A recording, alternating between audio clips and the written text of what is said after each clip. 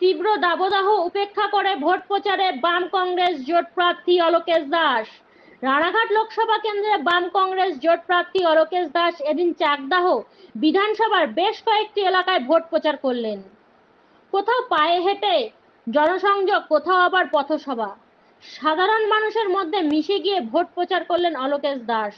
শুনলেন মানুষের অভাব অভিযোগ।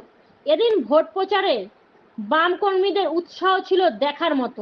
জায়গায় তিনি ভোটের আগে কিছু ঘোষণা করেন, কিন্তু বাইরে লেখাপড়া থেকে শুরু করে আমাদের পেটের ভাত, আমাদের কারখানা, আমাদের গোটা রাজ্যের পরিবেশ, আমাদের মেয়েদের অবস্থা সব মিলিয়ে এক কঠিন পরিস্থিতিতে সেই জায়গায় দাঁড়িয়ে আপনারা সিদ্ধান্ত গ্রহণ করবেন যে নীতিহীন দলবদলু বিজেপি এবং তৃণমূল নয়, নীতিযুক্ত সিপিআইএম, কংগ্রেস, বামফ্রন্ট তারা যে প্রার্থী করেছে তাকে আপনারা ভোট দেবেন।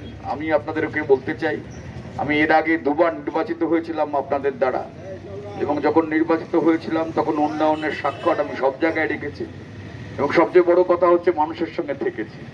সেই উদাহরণ আপনি কোথাও খুঁজে পাবেন। ফলে মানুষের পাশে থাকার সাংসদ যদি নির্বাচিত করতে হয় তাহলে আপনারা কাস্তে হাতুড়ি তারায় ভোট দিন। আমি এই আহ্বান করব আপনাদেরকে। আপনারা সকলে ভালো থাকবেন। নতুন বছর পুরনো বছরের যে ক্রেজ